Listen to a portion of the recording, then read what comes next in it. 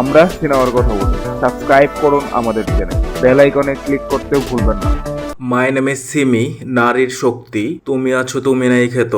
প্রযোজক এবং নায়িকা সিমি ইসলাম কলি। এবার তিনি পরিচালক হিসেবে নাম লেখালেন। তার পরিচালিত প্রথম সিনেমা বাসর হবে মাটির ঘরে। এতে প্রথমবারের মতো জুটি বেঁধে অভিনয় করছেন এক সময়ের সুপারস্টার নায়ক ওমর সানি এবং অশ্লীলতার দায়ে অভিযুক্ত নায়িকা পলি। এছাড়াও আরও অভিনয় করছেন আশিক চৌধুরী, সিমি ইসলাম কলি, অনিক রহমান অভি, সাদমান রানা, পিচ্চি সোহেল। সম্প্রতি এফডিসিতে সিনেমাটির মহরত অনুষ্ঠিত হয়েছে। ওই দিনই সিনেমাটির একটি আইটেম গানের শুটিং করা হয়। এতে অংশগ্রহণ করেন চিত্রনায়িকা পলি। ওমর সানি সিনেমার একটি দৃশ্য ধারণে অংশ নেন। বর্তমানে সিনেমাটির শুটিং চলমান। অন্যদিকে নেপালে শুরু হয়েছে অপবিশ্বাসের নতুন সিনেমার কাজ। সিনেমার নাম শিকার। শুরুতে এটি ওয়েব ফিল্ম হিসাবে নির্মাণের কথা ছিল, তবে এখন সিনেমা হিসাবে নির্মাণ শুরু করেছেন। সিনেমাটি পরিচালনা করছেন জিন 3 খ্যাত পরিচালক কামরুজ্জামান রোমান। এতে প্রথমবারের মতো জুটি বেঁধে অভিনয়